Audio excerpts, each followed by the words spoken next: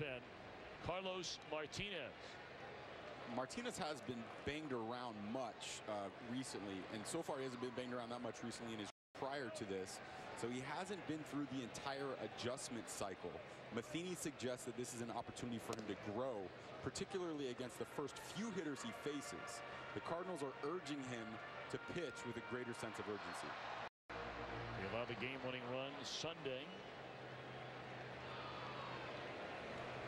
This guy throws very, very hard. A young pitcher in the Boston organization that they no longer wanted. That fastball at 98, but it misses. And Ryan Ludwig with a count of 2 balls and no strikes. Well, what a huge out this would be if the Cardinals can get it. The Reds had scored a run. They had second and third, nobody out. Now it's second and third and 2 out. 2-0 on Ludwig. Well, look at the run on that pitch at 98. And Ludwig has to be aggressive right there in a 2-0 count. He has to look for fast. Blame him for going a little bit out of the zone here, because he's looking one speed. If he gets it, he wants to try to jump all over it. I don't blame him for going just out of the zone on that pitch.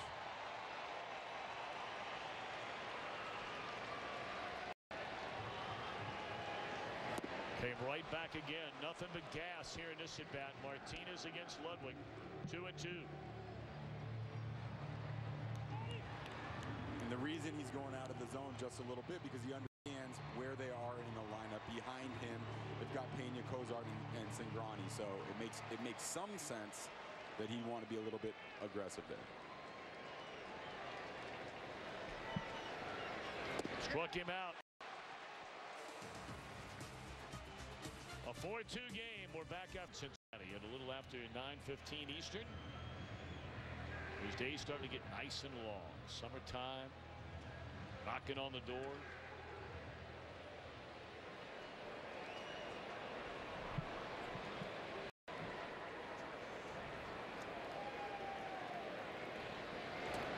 Ball 1 to Brian Pena, facing Carlos Martinez, leading off the 7th inning. Now we'll show you those numbers, those splits a moment ago. Right-handers hitting versus left-handers hitting against Martinez. He has had far better success against the righties than the lefties, who have hit nearly 300 against him. Pena's a switch hitter, but then you go right-handed hitter, and more than likely the former Cardinal skip Schumacher, depending on what transpires in front of him. Broken back. Time for a game break. Let's check with our friend Kevin Burkhardt back in Los Angeles. Kevin? Well, Tom, there was some concern from Mike Trout. He was hitting just .203 in May, but maybe you should put that on the shelf because of that. Back-to-back games with a home run now. This bomb to center. He's got 10 on the year. Angels now lead at 4-3. And Tom, I know Gabe wasn't worried about Trout. That I know. He's right. Trout's one of my favorite players. I believe in him even when he scuffles for a minute.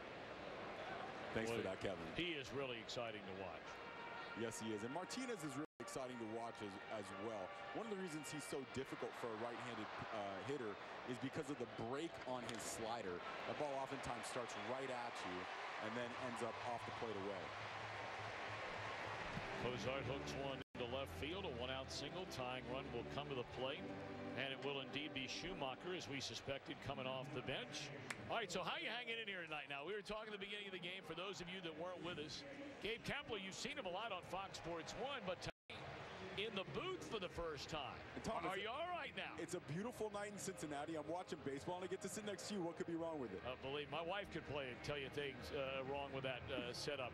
But, you know, you look at this game so far. Here we are, another tight between these two teams, getting late in the ball game now. Well, this is when you start to think about that heart racing a little bit. You remember what it was like as a player to get into a very close game and have your heart sort of beating out of your chest. And it makes me want to get back on the field. I'll tell you that, Tom.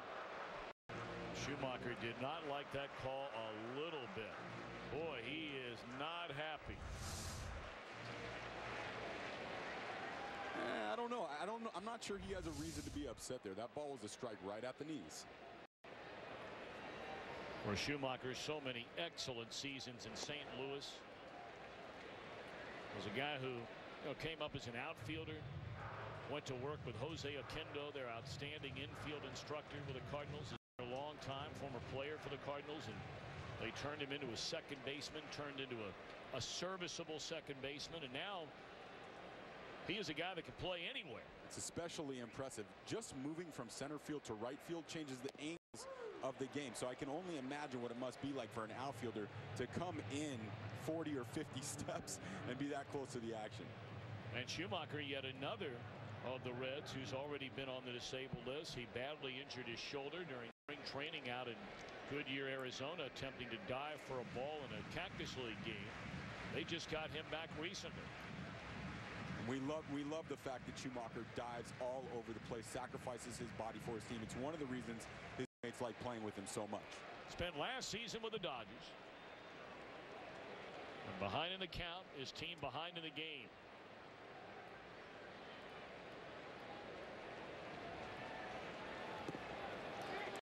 2-2 on Skip Schumacher. When a guy bounces around from team to team, the automatic narrative is that the team that he was with didn't want him. But the other side of the coin is that the team that he's going to absolutely did. And the Reds came in and gave a 2-year contract for a guy that's not going to be an everyday player. Originally came up with the Cardinals, was there for a long time before he left last season to go to LA.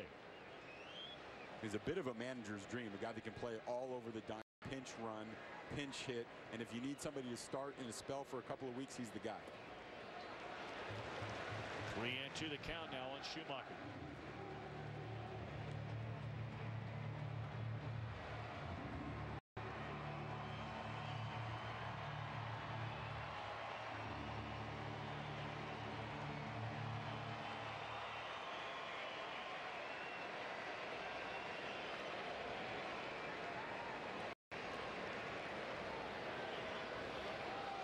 Runner goes and a base hit into left field.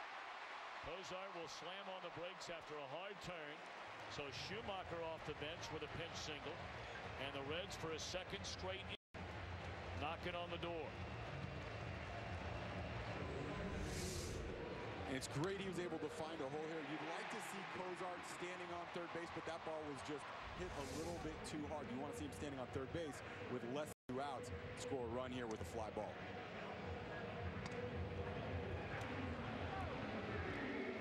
Well, the Reds had played in a run on 3 straight hits just 1 inning ago. They had second and third and nobody out and could not score again. Great leaping play made by Ellis on the liner by Mesoraco. And right now, that's the biggest play in this game. Garcia struck out the left-handed hitting Jay Bruce. They brought in Martinez to strike out Ludwig. But that play by Ellis, if he doesn't make it, it's a 2-run single. And we're sitting in a 4-4 affair. If you're Heisey here, you just want to keep the line moving. You don't need to hit a home run right here. Just get Frazier to the dish. Threw a fastball right by him at 100 miles per hour.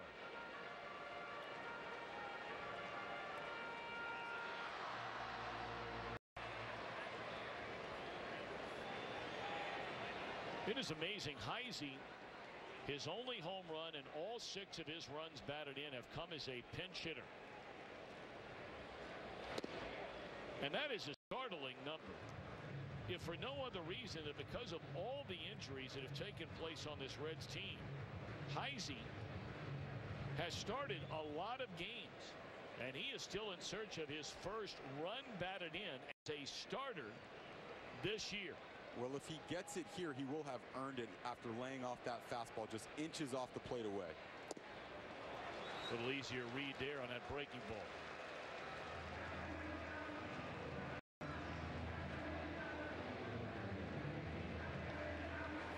Randy Choate, the lefty. Seth Maness, the right-hander. And again, remember, no Segrist. Well, Martinez, Segrist, and Rosenthal, the primary threesome they go to late in games. He's not here tonight. And Heisey went around. 2 outs in the inning.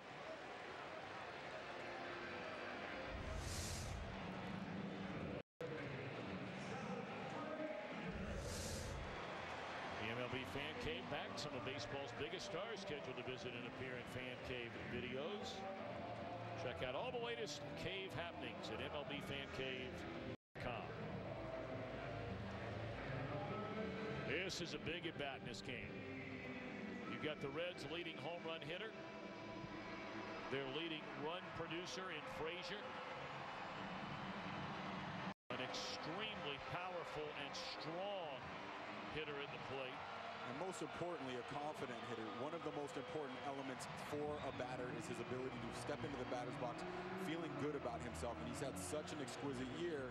That's exactly how he's feeling right now. So this is indeed power v. power here. Martinez against Frazier. And they throw him a first pitch slider. 0-1. Wonder how many fastballs Frazier might even see in this at bat. Look at those numbers for Frazier, 7th inning on. He has been money.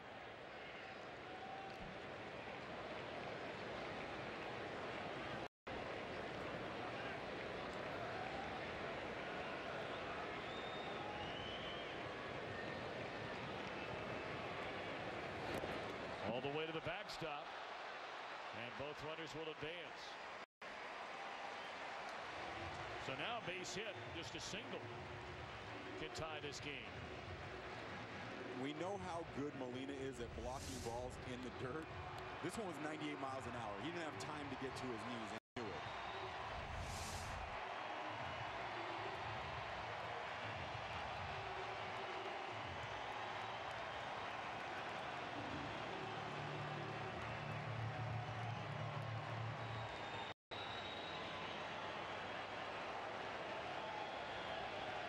One and one on Todd Frazier. Slider away. Very tough pitch to lay off for a right-handed hitter. If you're looking dead red fastball and that comes out of his hand looking like such, that fastball, very difficult to lay off that slider.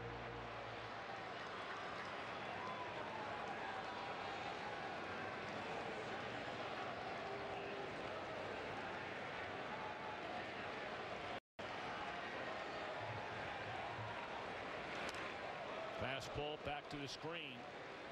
Once more to 100.